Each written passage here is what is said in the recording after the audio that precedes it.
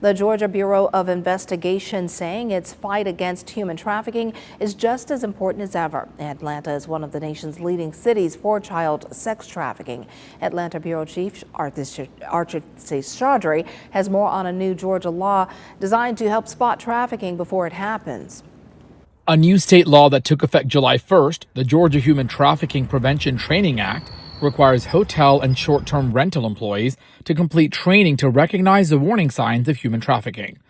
Businesses that fail to keep training records can face fines of up to $2,000. If we're still working human trafficking cases, then there's still a problem. When there is no human trafficking cases, then we've won this battle. I believe it's anybody that's vulnerable to the situation, given opportunity that they may not have, or false hope of something that they may not have, can fall into this human trafficking trap. Some of it may be by choice, I'm not sure. Investigators say large events, from sporting events to concerts and conventions, can create opportunities for traffickers to exploit vulnerable people.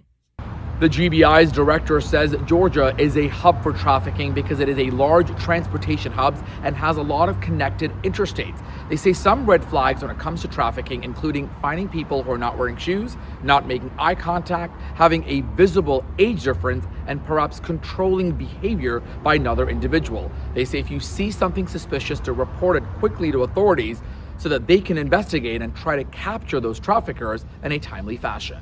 You know, we're not looking to obviously make everybody human trafficking investigators out there in the citizens of the state. But if it's something that does not look right to you and it raises your concerns enough, that's why we have this app. Is if it's important enough to you to say something about it, it's important enough for us to look into.